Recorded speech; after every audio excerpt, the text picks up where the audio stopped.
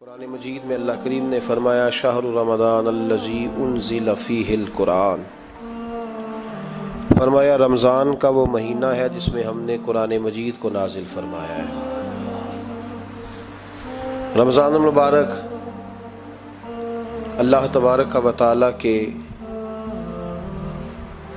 پسندیدہ ایام میں سے وہ خوبصورت ایام کا مجموعہ ہے جس میں اللہ اپنے بندوں پر زیادہ مہربانی فرماتا ہے۔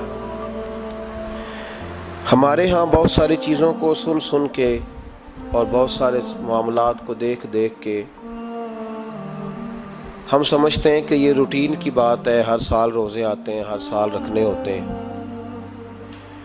چونکہ یہ بڑا عظمت اور قدر والا مہینہ ہے، لیکن چونکہ خود چل کے آتا ہے تو جو چیز خود چل کے آتی ہے اس کی کئی دفعہ قدر کمزور ہو جاتی ہے، لہذا ہم روٹین کے فضائل سنتے ہیں، روٹین میں اسے لیتے ہیں۔ میرے عزیز، ہماری محافل جب ہوتی ہیں نا، محافل تو ان میں نقیب محفل ہوتا ہے، اسٹیج سیکرٹری بھی لوگ اس کو کہتے ہیں، اور بھی کئی ناموں سے پکارتے ہیں۔ وہ آنے والے شخصیت کا تعارف کراتا ہے، کہتا ہے کہ فلاں صاحب آنے والے ہیں، پھر یہ بھی کہتا ہے کہ وہ بڑے اچھے ہیں، بڑے خوبصورت بولتے ہیں۔ اب میں فلاں قاری صاحب کو دعوت دینے لگا ہوں، قاری صاحب جو ہیں وہ بڑی اچھی تلاوت کرتے ہیں، بڑی اچھی ان کی آواز ہے اور بڑا اچھا ان کا لہجہ ہے، وہ تعارف کرا رہا ہوتا ہے۔ پھر نعت خواں کے حوالے سے بھی اس طرح کے وہ تعریفی کلمات ادا کرتا ہے، لیکن لوگ بعض اوقات سمجھتے ہیں کہ ان بیچاروں کی ڈیوٹی ہے، انہوں نے یہ کام کرنا ہی ہے، ان کی ذمہ داری ہے۔ اور اسی طرح ہوتا بھی ایسے ہی ہے۔ ہماری محافل کے جو اکثر نقیب حضرات ہوتے ہیں ان کے جملے رٹے رٹائے ہوتے ہیں، وہ انہوں نے سب کو کہنے ہی ہوتے ہیں، وہ کہے جاتے ہیں۔ لیکن اگر کسی محفل کے اندر نقیب محفل کوئی بہت بڑا عالم ہو،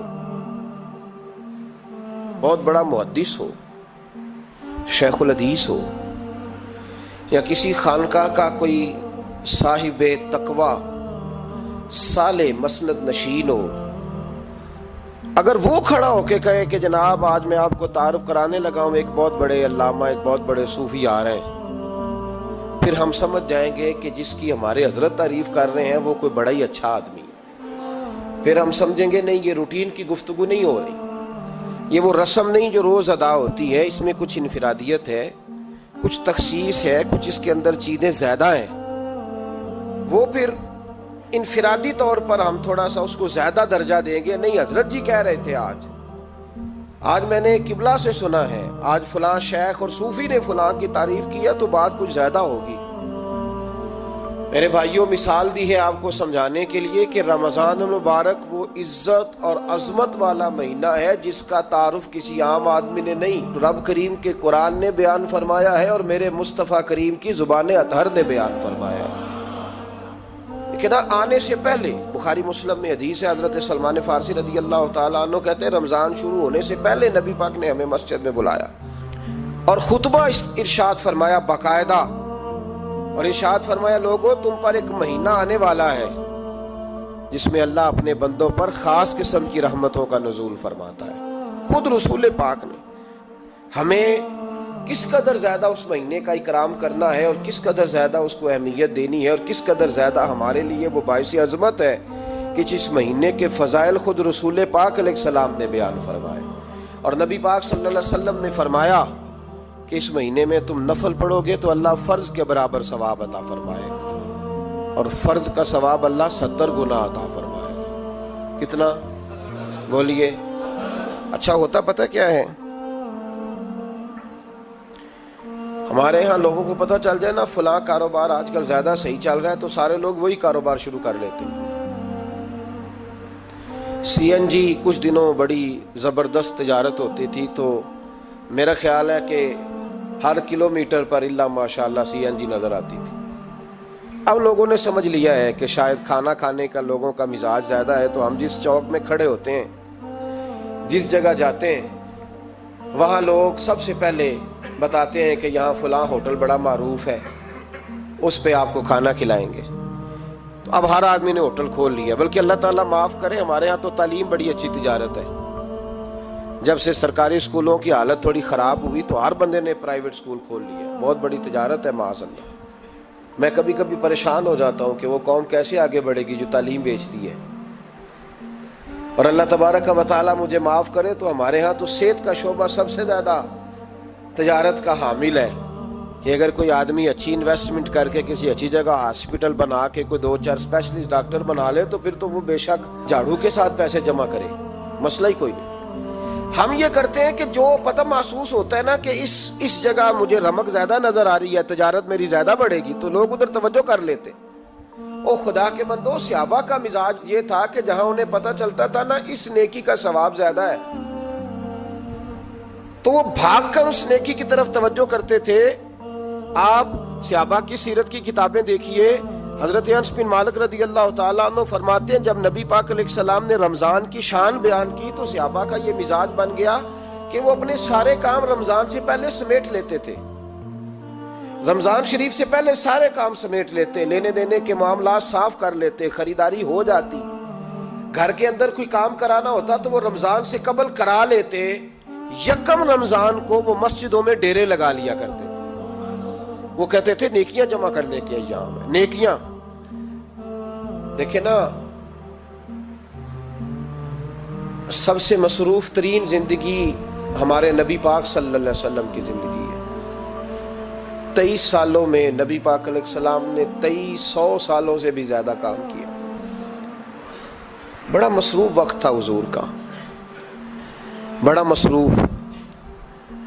ہمارے یہاں نا میں ایک جگہ پہ حاضر تھا تو ایک بزرگ تقریر فرما رہے تھے. وہ کہہ رہے تھے اب خانقاہوں میں جو اللہ اللہ ہو رہی ہے وہ چھوڑ کے باہر نکلو, اب میدان میں نکلنے کا دور ہے.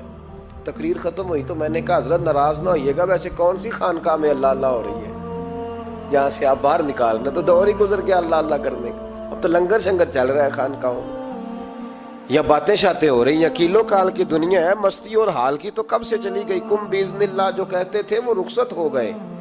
خانقاہوں میں مجاور رہ گئے یا گور کن. اب تو کہاں, اب کس کو آپ کہہ رہے ہیں کہ اللہ اللہ چھوڑ کے باہر آؤ؟ کون اللہ اللہ کر رہا ہے؟ اللہ ماشاءاللہ ہے, حال ہی کوئی نہیں. اسلام فقط اللہ اللہ کا مذہب نہیں. نبی پاک صلی اللہ علیہ وسلم نے کہا لا رہبانیت فی الاسلام, میرے اسلام میں رہبانیت کا کوئی حصہ نہیں. ایک آدمی جا کے صرف مسجد میں بیٹھ جائے, حقوق سارے چھوڑ دے, بال بچوں کو بھول جائے, اسلام اس کی حوصلہ افزائی نہیں کرتا, حوصلہ شکنی کرتا ہے. وہ والی صوفی کا درس حضور نے نہیں دیا کہ مسجد میں بیٹھو اور بس مسجد میں بیٹھو, خانقاہ میں بیٹھو, بلکہ نبی پاک صلی اللہ علیہ وسلم ہمیں بدر میں بھی نظر آتے ہیں. حضور خود جنگ کا لباس پہن کر ہمیں احد میں دکھائی دیتے ہیں. نبی پاک صلی اللہ تعالی وسلم ہمیں خندق کے موقع پر ہاتھ میں کدال پکڑ کر نبی پاک علیہ السلام ہمیں کھدائی کرتے ہوئے نظر آتے ہیں. مسجد نبوی تعمیر ہو رہی ہے تو حضور ہمیں خود اینٹیں اٹھاتے ہوئے دکھائی دیتے ہیں. سارے کام حضور نے کیے ہیں. لیکن میرے بھائی یہ یاد رکھو, اگر بدر میں جانا میرے نبی کی سنت ہے تو غار حرا میں چپ کر کے بیٹھ کے اللہ اللہ کرنا یہ بھی میرے نبی کی سنت ہے صلی اللہ تعالی علیہ وسلم. اگر احد میں, خندق میں, حنین میں, میدان میں رہنا حضور کا طریقہ ہے تو غار ثور میں 3 دن اللہ اللہ کرنا بھی نبی پاک کا ہی طریقہ ہے. اگر سارا دن تبلیغ کرنا حضور کا طریقہ مبارکہ ہے تو ساری رات مصلی پہ کھڑے رہنا. اور صحیح مسلم میں حضرت عائشہ فرماتی ہے کہ قدموں پہ ورم آ جانا یہ بھی تو میرے نبی کا طریقہ ہے نا. تو میرے بھائی اس کو کون اپنائے گا؟ مصروف ترین زندگی نبی پاک کی, اس کے باوجود اللہ کے رسول ہر سال 10 دن کا اعتکاف کرتے تھے. ہر سال. ایک سال جہاد پہ گئے تھے, اعتکاف نہیں ہو سکا. اگلے سال میرے نبی پاک نے 20 دنوں کا اعتکاف فرمایا. پچھلے 10 دن کا. میں نے ایک بزرگ کی تعریف کی, ایک اپنے بڑے پیارے میرے محبت والے دوست ہیں, ان کے سامنے میں نے کہا یار یہ بندہ بڑا 4 سال اعتکاف کرتا ہے. تو انہوں نے ترجمہ کر دیا میری بات کا, تھوڑی سی تشریح کر دی. کہنے لگے ماشاءاللہ فارغ ہو گئے, اب بچوں کی شادی ہو گئی, اب فارغ ہیں. تو میں نے کہا کہ آپ یہ کہنا چاہتے ہیں کہ جو فارغ ہوتا ہے وہ اعتکاف کرتا ہے؟ آپ یہ کہنا چاہ رہے ہیں؟ چونکہ میرا پیار تھا تو میں نے کہا ان سے کہ جو کوہ طور پہاڑ آپ نے سر پہ رکھا ہوا ہے آپ بھی ذرا اتار کے پھینکیں, دیکھوں تو صحیح کہ آپ کون سا مار کا فتح کر رہے ہیں. کس طرح کا ہمارا رویہ ہے, کس طرح کی ہماری سوچ. اگر کوئی شخص خیر کا کام کر رہا ہے تو بجائے اس کی حوصلہ کہتے ہیں فارغ ہے, بچوں کی شادی ہو گئی, بچے کام کاج کرتے ہیں اس لیے بیٹھتے ہیں. تو میں نے کہا آپ نے جو پہاڑ اٹھایا وہ بھی ذرا دکھائیں. روٹی آپ بچوں کو دیتے ہیں کہ اللہ دیتا ہے؟ ان کی پرورش کی ذمہ داری آپ کی ہے یا رب کریم کی ہے؟ تو 2 گھڑیاں محنت کرنے کا مطلب یہ ہے کہ تم نے پہاڑ اٹھایا ہوا ہے سر پہ. تو اس طرح کے فلسفہ ہم بیان کرتے ہیں. افسوس یہ ہوتا ہے کہ رمضان المبارک اس میں بھی وہی سیاستیں، وہی خوش گپیاں. میں تو دعا مانگتا رہتا ہوں کہ اللہ روزوں میں کوئی الیکشن نہ آئے. آپ بھی آمین کہہ دیں. ورنہ وہی مصیبتیں، وہی جھوٹ سچ، وہی دروازوں پہ وہی. خدا کا واسطہ بس کر دو، رمضان شریف ہے، ٹھہر جاؤ ذرا. کیا ہو گیا ہے؟ میرے نبی پاک صلی اللہ علیہ وسلم نے فرمایا 11 مہینے جنت سجائی جاتی ہے اور پھر رمضان میں اللہ اپنے بندوں کے لیے جنت کے دروازے کھول دیتا ہے. 1 گھنٹہ پہلے صفائی کرتے ہیں مہمان نے آنا ہو تو 1 گھنٹہ، ورنہ بچے دوبارہ سے پھر چیزیں بکھیر دیں گے. 1 گھنٹہ پہلے صفائی ہوتی ہے، لمبی نہیں. لیکن میرے نبی پاک نے فرمایا رمضان کے لیے رب کریم 11 مہینے جنت کو سجاتا ہے. چھوٹی بات ہے، روزے آ گئے، معمولی حیثیت ہے. ہم لوگ انہی معاملات میں، میں منع کرتا ہوں، ہمیشہ منع کرتا ہوں، آپ کو ہر سال منع کرتا ہوں. میں پابندی سے 1-2 اخبار ڈیلی دیکھتا ہوں. میرا ناشتہ نہیں ہوتا جب تک اخبار نہ ہو، چونکہ بزرگوں کا فتویٰ ہے جمعے کا خطبہ وہ دے جو عالمی حالات سے باخبر ہو. ہم کوئی رسمی تقریر نہیں کرتے کہ لوگوں کو کہیں کہ روزے آ گئے تو کون سا مہینہ چل رہا ہے تو مہینے کے حساب سے خطاب ہو. رسول اللہ صلی اللہ تعالی علیہ وسلم کی امت کے جو ذمہ دار اور پہرے دار ہوتے ہیں انہیں امت کی پہرے داری کرنی ہوتی ہے. اس لیے وہ یہ نہیں دیکھیں گے کہ کون سا موضوع چل رہا ہے اس پر میں نے 1 گھنٹہ گزارنا ہے. ترجیحات پر بات ہوگی. بات یہ عرض کر رہا تھا کہ میں رمضان شریف میں اخبار نہیں دیکھتا. میری اپیل ہے آپ سے کہ آپ رمضان شریف میں نہ رمضان ٹرانسمیشن بھی نہ دیکھیں ٹی وی پہ، خبریں بھی نہ سنیں. سارا سال سنیے خبریں. ہماری خبریں سننے سے ملک میں کیا انقلاب آ گیا ہے. وہ جو ہم نے چوک میں کھڑے ہو کے تجزیہ کیا تھا اس سے کتنے لوگ سنور گئے. چھوڑے، جتنا وقت ملے وہ آ کے مسجد میں بیٹھے، اللہ کے گھر میں وقت گزارے، ٹائم دیں. عبادت آپ کو زندہ کرے گی، روحانیت پیدا کرے گی، توانائی آئے گی، خوبصورتی آئے گی آپ کے اندر، آپ زندہ رہیں گے.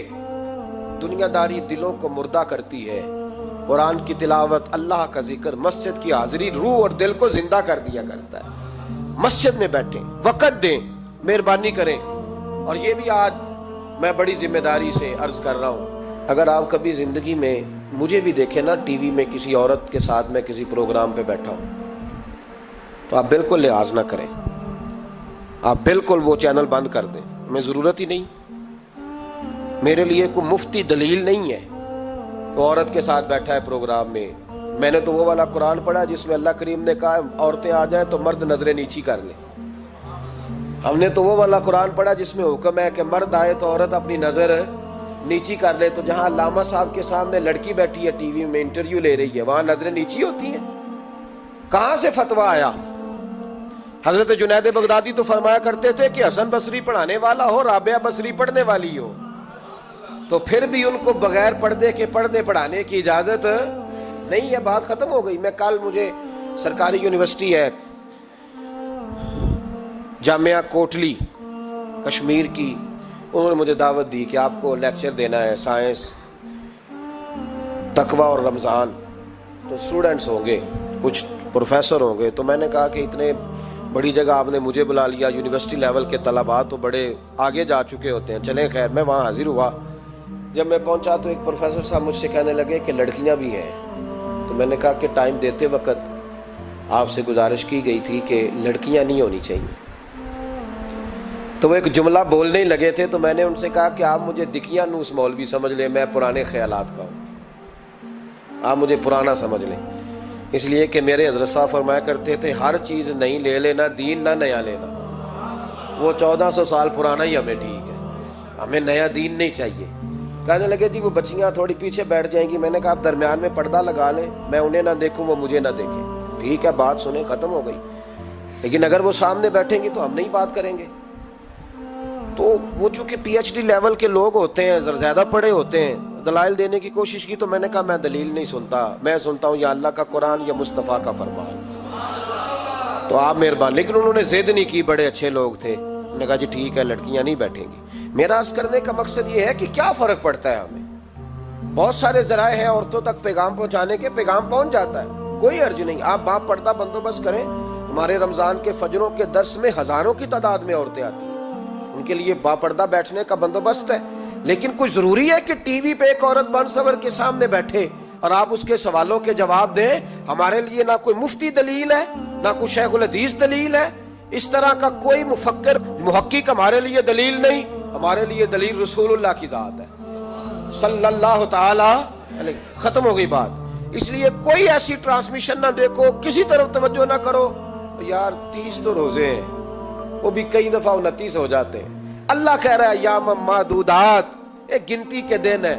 اور میرے بھائی کیا مصیبت ہے، میرا وقت نہیں گزر رہا. آپ یقین کریں اللہ جانتا ہے، ہم تو رمضان کو زنجیریں ڈالتے ہیں، یہ کام بھی رہ جاتا ہے رمضان گزر جاتا ہے، یہ بھی رہ جاتا ہے رمضان گزر جاتا ہے، یہ بھی نہیں ہو پاتا رمضان. پتہ نہیں کس وقت روزے آتے ہیں، کب نکل جاتے ہیں. کہتے ہیں میرا وقت نہیں گزرتا تو میں ٹی وی دیکھتا ہوں.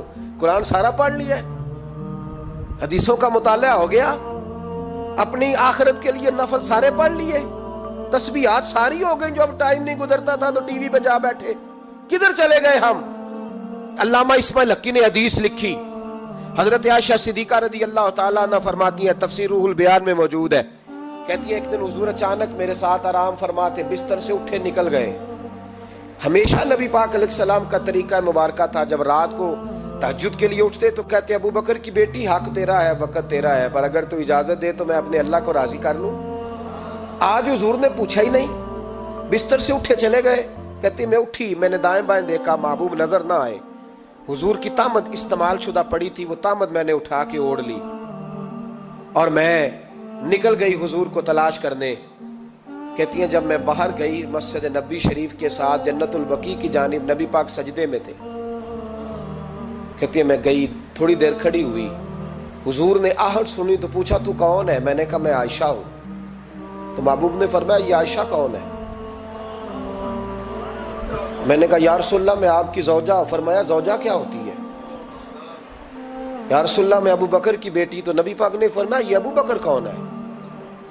حضرت عائشہ کہتی ہے میرا کلیجہ پھٹنے کو آیا، میں وہاں سے پریشان حال واپس آئی. جب میں گئی تھی تب بھی ہلکی ہلکی بارش تھی، واپس لوٹی تو پھر بھی ہلکے ہلکے قطرے بارش کے گر رہے تھے. میں آ کے ہامتی کامتی بیٹھ گئی. تھوڑی دیر گزری تو نبی پاک تشریف لے آئے. تو حضور صلی اللہ تعالیٰ علیہ وسلم نے مجھے پریشان دیکھا تو کہا عائشہ کیا ہوا؟ کہا حضور آج وہ ہوا ہے جو کبھی نہیں ہوا. یا رسول اللہ میں پریشان ہو گئی. حضور عجیب بات ہے، میں گئی ہوں، آپ نے پوچھا کون ہے تو میں نے کہا میں عائشہ. کا عائشہ کون؟ آپ کی زوجہ. فرمایا زوجہ کون؟ ابو بکر کی بیٹی. کا ابو بکر کون؟ اور پھر حضور میں گئی ہوں تو میرے کپڑے بھیگ گئے، آپ آئے ہیں تو کپڑے خشک ہیں، سمجھ نہیں آئی.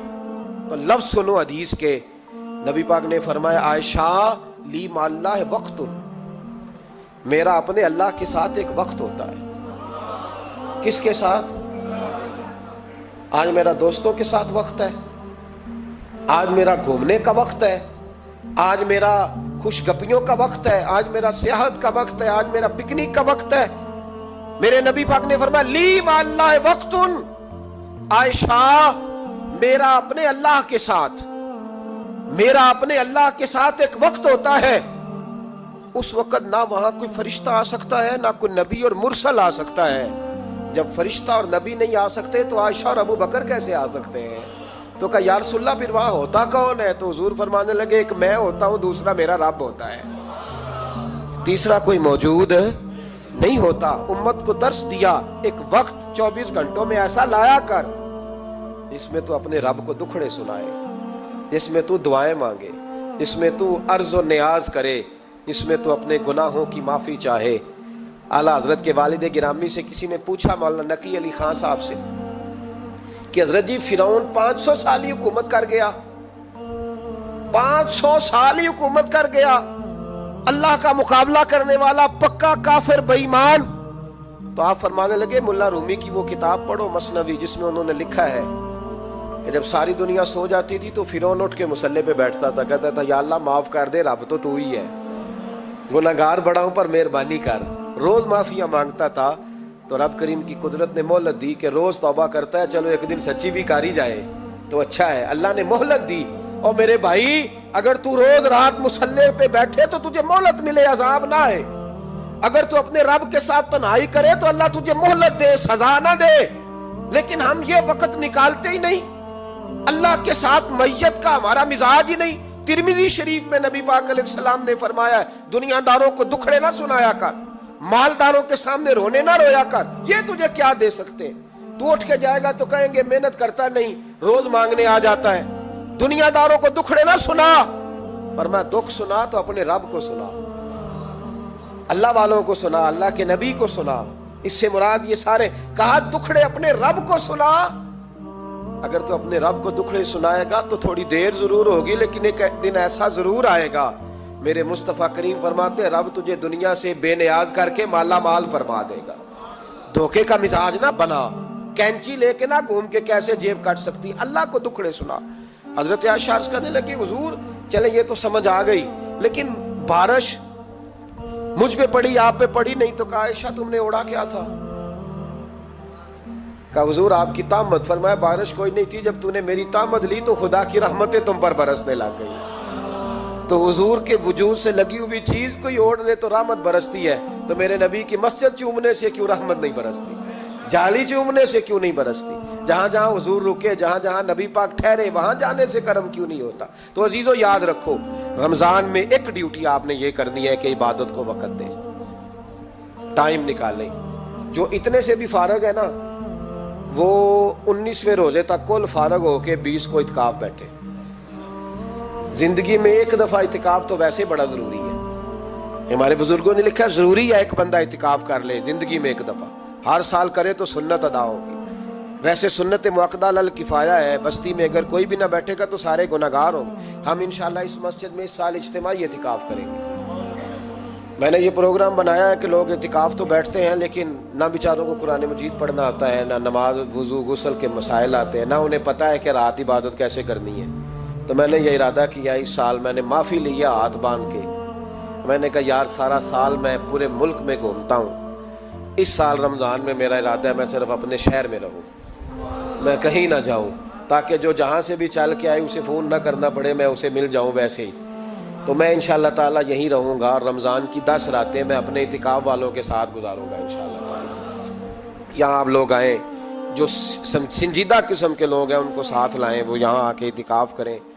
لنگر شریف بھی ہم دیں گے جو ہماری توفیق ہوگی, اور انشاءاللہ دونوں وقت دیں گے اپنی توفیق کے مطابق. اور یہ کوئی صدقہ زکوٰۃ خیرات سے نہیں ہوگا, یہ آپ ہمارے مہمان ہوں گے تو یہ مہمان نوازی ہوگی انشاءاللہ تعالیٰ. تو یہ اپیل آخر میں اعلان کرنا تھا, پر چلو بات آ گئی تو میں نے شروع میں کر دیا.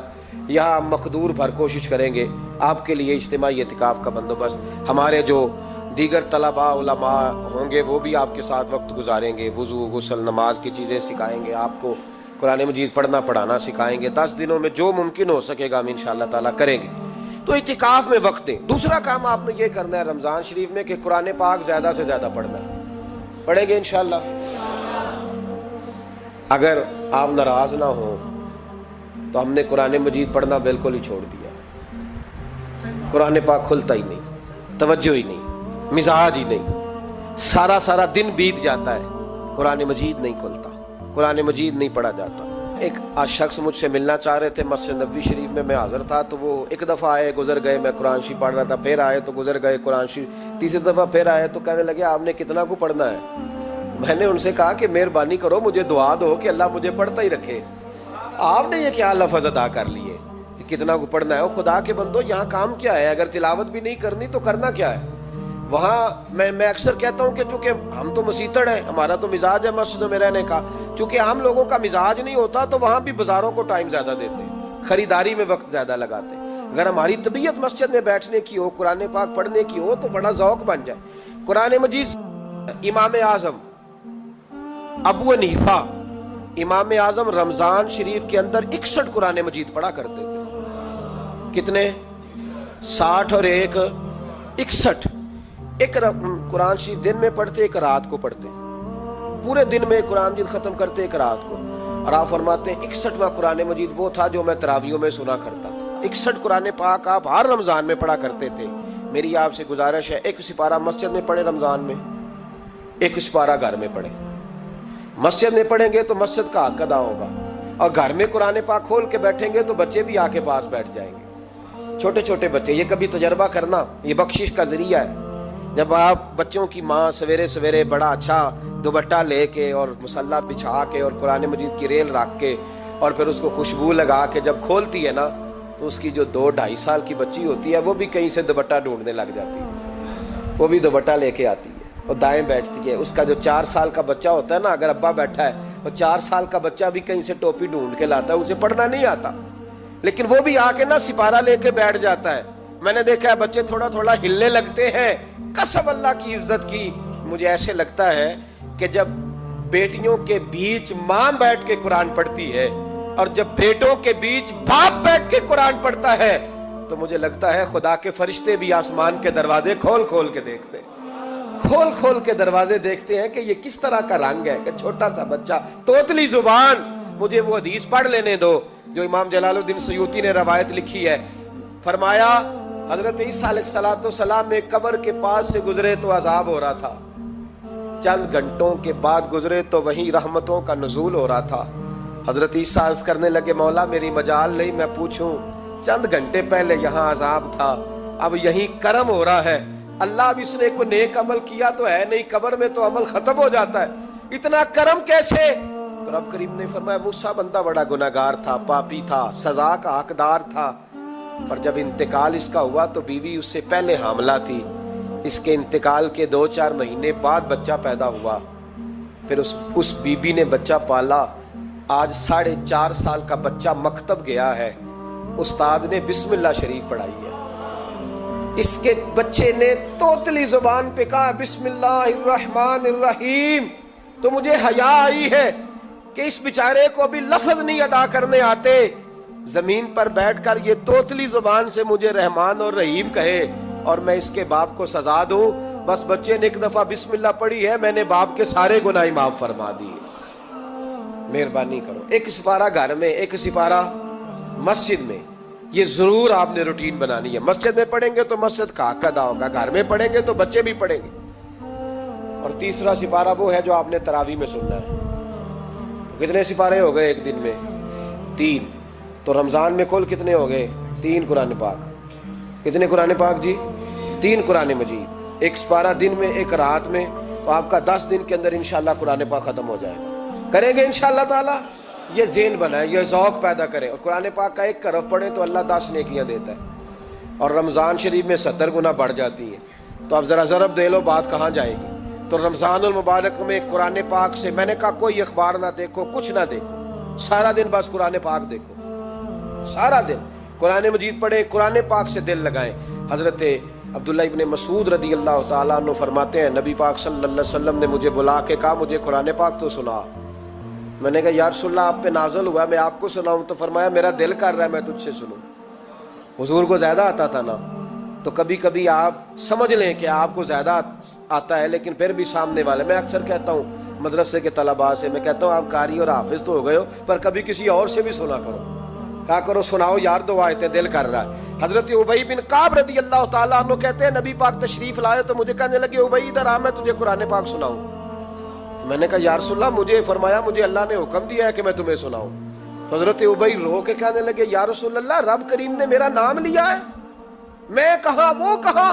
فرمایا ہاں تیرا نام لیا ہے۔ رونے لگے، کہنے لگے حضور پھر تو میں بڑا خوش نصیب ہوں، سنائیے میں سنتا ہوں۔ تو حضور سننا بھی حضور کی سنت ہے، سنانا بھی نبی پاک کی سنت ہے۔ قرآن مجید کو سنیں، اور پھر یار دکھ کی بات ہے نا کہ پاسپورٹ کے دفتر تو میں 2.5 گھنٹے کھڑا رہوں، شناختی کارڈ کے لیے میں 1.25 گھنٹہ کھڑا رہوں، اور میں پہلی دفعہ سعودی عرب جاؤں تو امیگریشن کے لیے 2.5 گھنٹے بھی مجھے لائن میں لگنا پڑے تو میں لگا رہوں، دنیا داری کے لیے تو میں اتنا کھڑا رہوں، اور تراویح کے لیے مجھے 1 گھنٹہ نہ کھڑا ہوا جائے اور میں بہانے کرتا پھروں، تو پھر یاد رکھو وہ حضرت سیدہ اسماء کہا کرتی تھی نبی پاک نے مجھے کہا تھا اسماء اللہ کے راستے میں گن گن کے نہ دینا ورنہ وہ بھی تجھے گن گن کے دے گا۔ جب ہم رب کریم کو وقت اس طرح دیتے ہیں کہ دنیا داری کے لیے تو ساری ہمارے پاس ہمتیں موجود ہیں، اور تراویح کا وقت آیا تو بہانے ڈھونڈنے لگ گیا، تراویح کا وقت آیا تو وہ جو ہے اس نے شروع کر دی بات کہ جناب میرے فلان جگہ تکلیف ہے اور مجھے بلڈ پریشر ہو جاتا ہے تو پسینہ بڑا آتا ہے، تو اب تو آسانیاں ہی بڑی ہیں۔ صحابہ کہتے جب ہم مسجد نبوی میں نماز پڑھنے جاتے تھے بارش ہوتی تھی تو مسجد میں پانی کھڑا ہوتا تھا، کیچڑ کھڑا بن جاتا تھا، تو ہم اپنی جھولیوں میں خشک مٹی ڈال کے لے جاتے، اپنی اپنی جگہ بچھا لیتے مٹی، اور پھر ہم نماز پڑھتے تو ہمارے पेशानियों पर भी मिट्टी लग जाती। तो एक सहाबी झाड़ रहे थे तो नबी पाक ने फरमाया ना झाड़, जब तक चेहरे पे रहेगी फरिश्ते दुरूद भेजते रहेंगे। अब तो एसी लगे हुए मस्जिद में, फिर भी तो तरावी नहीं पढ़ता। तो एक तो इबादत को टाइम दें, दूसरा कुरान मजीद ज्यादा से ज्यादा पढ़े, रमजान में ज्यादा से ज्यादा पढ़े, मस्जिदों में टाइम दें। मुझे दुख होता है जब रमजान में भी नमाज के बाद मस्जिद को ताला लगता है। अगर हम सारे आए मस्जिदों में, हम रमजान शरीफ के अंदर वक़्त दें, जिसके पास टाइम हो वो आके बैठ जाए, कुरान मजीद खोल ले, तो मेरा ख्याल है कि मस्जिदें भी हमें दुआ देंगी कि देखो हर वक्त इन्होंने मेरे अंदर तिलावत की। एक और बात भी अर्ज करनी है, ये मुझे कहा गया है, मेरी अपनी तरफ से नहीं, ये मुझे रुका दिया गया है। कह दूं पक्के नमाजी नाराज तो नहीं हो जाएंगे? जो पक्के नमाजी हैं मस्जिदों के, वो मेरे साथ वादा करें, नाराज तो नहीं हो जाएंगे? नहीं तुसी नहीं बोल दे, तुसा हो जाना। पक्के बोल दे नहीं पे, पक्के घूर देने पे, पक्के नमाजी, ये पक्के नमाजियों से बात, नाराज तो नहीं हो जाएंगे? ये बोल के बताएं, इंशाअल्लाह कहें। कच्चे नमाजियों को शिकवा है कि पक्के नमाजी रमजान में हमें घूरते हैं। रुखे दिए मुझे उन्होंने, कहते हैं पक्के नमाजी, कहते फसली बटेरे आ गए ने। ये ज्यादती है, ये जुल्म है। आप पक्के नमाजी हैं तो मेहरबानी करें, आप वो जो आपने साफ लाट कराई है ना अपने नाम पक्की, इतने मैं भैना रोज तू कितों आ गया, ये छोड़ दें आप, मेहरबानी करें। ये अल्लाह का घर है, ये किसी के नाम रजिस्ट्री हो सकती। जो आया है ना बेचारा, चलो कभी कभी सही, मेहरबानी करें उसको टाइम दें, बैठने दें, कुछ नहीं होने लगा। और जब वो आए ना तो दुआ करें, जब उसको देखें तो कहीं अल्लाह ये आया है तो हमेशा आता ही रहे, उसको दुआ दें, मेहरबानी। बच्चे शिकवा करते हैं, कहते हैं पक्के नमाजी सांस नहीं लेने देते मस्जिद में। और एक बात और, ये हजरत अली का कौल है, इसको दिल की तख्ती पे लिख लेना, दिल की तख्ती पे शेर खुदा की शेरों जैसी बातें। हजरत मौला अली शेर खुदा फरमाया करते थे, वो नेकी करने वाला अच्छा नहीं जो नेकी करके अकड़ जाता है और दूसरों को गुनाहगार समझता है, वो नेकोकार अच्छा नहीं। फरमाया करते थे, इससे वो गुनाहगार अच्छा है जो गुनाह करके कम से कम शर्मिंदा तो होता है ना। फरमाते हैं जो गुनाह करके शर्मिंदा हो वो ज्यादा अच्छा है उससे जो नेकी करके अकड़ जाए। तो थोड़ी सी नेकी करके, परहेजगारी करके सारी दुनिया को गुनाहगार समझने लग जाना, ये तो बुत पैदा कर लिया तूने अपने अंदर। इस बुत को तोड़ दे। पता नहीं कौन कब आए और अल्लाह का वली बन जाए। कोई आया लेके चला गया, कोई उम्र भर भी ना पा सका। मेरे मौला तुझसे गिला नहीं, ये तो अपना अपना नसीब है। तो मेहरबानी करें पक्के नमाजी, थोड़ी शफकत करें। ये मैं सबसे नहीं कह रहा, जो घूरते हैं सिर्फ उनसे कह रहा हूँ। कुछ पक्के नमाजी हैं तो अल्हम्दुलिल्लाह दिल के भी बड़े पक्के हैं, सोच के भी बड़े पक्के, अच्छे हैं, खूबसूरत लोग। लेकिन कुछ ऐसे लोग हैं, हमारे शहर के एक डॉक्टर साहब हैं, मैंने कहा आप नमाज मस्जिद में पढ़ा करें। उनकी उम्र काफ़ी ज़्यादा हो गई है, तो कहते हैं हजरत मैं पढ़ूंगा इंशाल्लाह। उनको मैंने दवाई लेने गया तो मैंने वहाँ भी मैंने बात शुरू कर दी। मैंने कहा आप मेहरबानी करें, कहते मैं आऊँगा। कुछ दिनों के बाद मैंने उस मस्जिद में नमाज पढ़ी और ख़ास करके पढ़ी कि ये टाइम है। मैंने फ़ोन किया कि डॉक्टर साहब आप नज़र नहीं आए, तो कहते हैं सब नाराज़ ना हो जाए। नमाजी मुझे कहते थे खैर है डॉक्टर साहब, कहीं गलत जगह तबादला तो नहीं हो गया, कोई मुसीबत तो नहीं आ गई? तो कहता है मुझे शर्म सी आती है कि नमाजी इस तरह, वैसे भी मैं गया नहीं, 60 साल उम्र हो गई, तो अब नमाजी। तो ये आप क्या कर रहे हैं? हम कोई अल्लाह की रहमत के मुंशी हैं कि हमसे पूछ के वो देगा जिसको देगा? क्या करते हो ओ भाई? हजरत बायजीद बुस्तामी रहमतुल्लाह ताला अलैह जैसे लोग कहा करते थे, जिन्होंने सारी जिंदगी झूठ नहीं बोला, हराम नहीं खाया। फरमाते थे अल्फन कहता हूं, बालिग होने के बाद नमाज कज़ा नहीं की, लेकिन फिर भी कहा करते थे दुआ मांगो मेरा रब मुझसे हिसाब ना पूछ ले। हिसाब वाला नहीं हूं मैं, दारगुजर वाला हूं। अदल करें ते थर थर कंबन उच्चियां शाना वाले, ये तू फजल करें ते बख्शे जावन मेरे जय मुंह काले। तो मेहरबानी करें, आगे चले। रमजान शरीफ में सखावत करनी है। हजरत अनस बिन मालिक रदी अल्लाह ताला अन्हु फरमाते हैं, जिस तरह तेज आंधी चलती है, जरा मिसाल देखें सहाबी की कितनी खूबसूरत। फरमाते हैं जिस तरह तेज आंधी चलती है ना, इस तरह रमजान में मेरे नबी की सखावत चला करती थी। नबी पाक हर साइल को देते, जो कैदी बंद होते ना, कैदी जंग के कैदी कुफार, हुजूर उन्हें भी आजाद कर देते रमजान में। फरमाते जाओ तुम्हें आजाद किया, सखावत करें। और मेरा मशवरा है इस दफा गरीबों से गरीब सखावत करें। नुस्खा दे रहा हूं अमीर होने का, तू सखी हो जा, रब करीम तुझे अमीर कर देगा। सखी बन जा। माला वाले सखी नहीं होंगे ते सखियां कोल माल नहीं होंदा। ਇੱਥੇ ਉੱਥੇ ਦੋਵਾਂ ਜਹਾਨ ਨਹੀਂ, सखी कंगाल नहीं होता, सखी बन जाओ। मेरे नबी पाक अलैहिस्सलाम ने फरमाया बंदा कभी भी जेब का सखी नहीं होता, सखी वही होता है जो दिल का होता है। गरीबों को मेरा मशवरा है कि 10 रुपए दो, लेकिन रमजान में रोज देना, हर शाम देना। गरीबों को साथ बिठाओ, रोटियां खिलाओ, इफ्तारियां कराओ, गरीबों के घरों के अंदर सूट पहुंचाओ, मदारस के तालिब इल्मों को कपड़े खरीद खरीद के दो। जो कुछ नहीं दे सकता वो एक मिसवाक ला के दे। ड्यूटी करो, अपने दाएं बाएं गरीबों का ख्याल रखो। जिन घरों में अक्सर देखते हो कि दाल का शापर जाता है, वहां रमजान शरीफ में सुबह सुबह गोश्त पहुंचाओ। मेहरबानी करो, गरीब गरीब। अमीर तो किसी को तब देगा जब उसने वोट लेने होंगे, वो तो वहां ज़कात देगा जहां से उसे पता होगा कि मेरी तारीफ अच्छी होगी। वो तो मस्जिद में उस वक्त खर्च करेगा जब उसका नाम बार बोर्ड पे लिखा जाएगा। गरीबों, तुमने जुल्म किया है।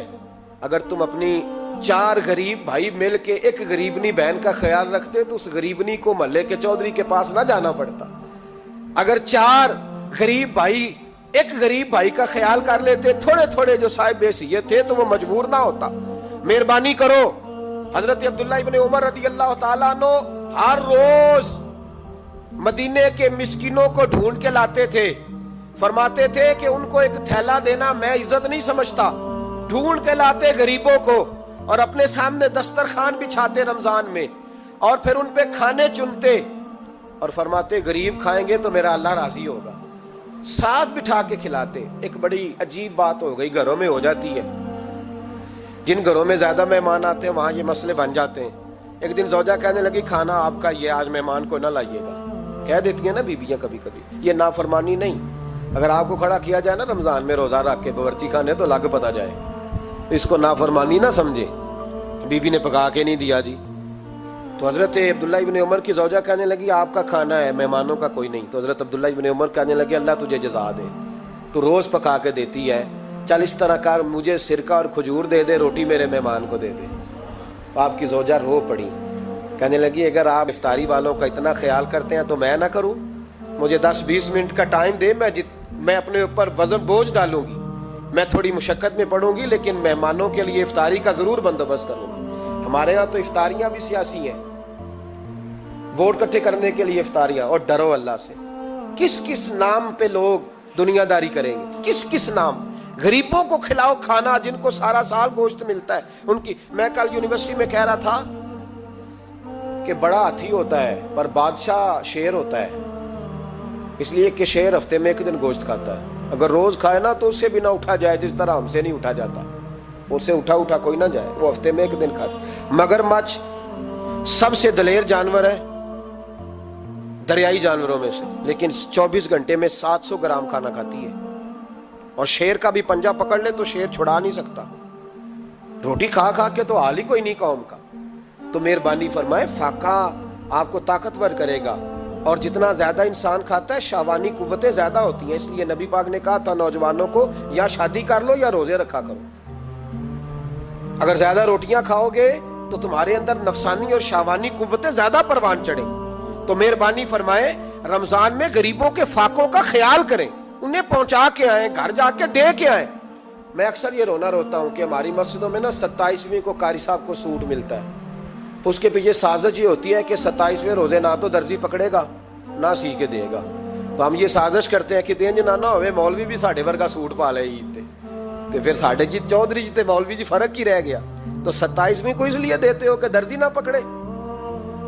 उस बेचारे को देना है तो यकम रमजान को दो, उसको को हजरत जी मेरे वाला जोड़ा पहन के आपने तरावियां पढ़ानी है, ये जुमा आपने मेरे सूट से। मेहरबानी करें, आप जो आपके अपने अपने इलाके के मस्जिद के कुर्रा हैं, हुफाज हैं, तालिब इल्म हैं, उनको रमजान शरीफ से शुरू होने से पहले, और किसी घर में आप लंगर पहुंचाते हैं 20वें रोजे, तो 20 रोजे तो फाके से उन्होंने रख लिए, अब आप घी लेके पहुंच गए।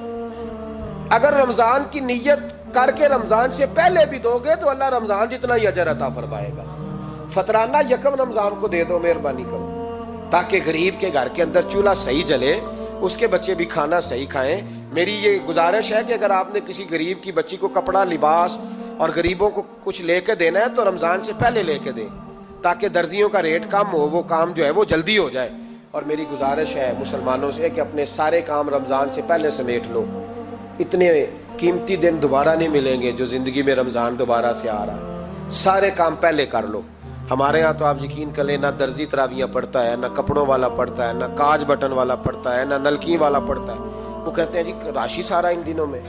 وہ جو آخری 10 راتیں ہوتی ہیں نا رمضان کی، حضرت عائشہ صدیقہ رضی اللہ تعالیٰ عنہ فرماتی ہیں حضور ہمیں نفل کے لیے نہیں جگاتے تھے، پر رمضان کے آخری 10 دن فرماتے اٹھو، یہ سونے کا ٹائم نہیں. اور ہمارا وہی ٹائم سارا بازاروں میں گزر جاتا ہے. وہ جو کچھ لینے کا وقت ہے، شب قدر تلاش کرنے کا وقت ہے، وہ سارا ہم بازاروں میں گزارتے ہیں. ہم انشاءاللہ تعالی رمضان کی آخری 10 راتوں میں شب بیداری کریں گے، محفل کریں گے، تلاوت کریں گے، تسبیح پڑھیں گے، جو ہم سے ہو سکے گا. مسجدوں کا رخ کریں، یہاں پہنچ سکتے ہیں تو یہاں پہنچ جائیں، لیکن اپنا وقت ضائع نہ کریں.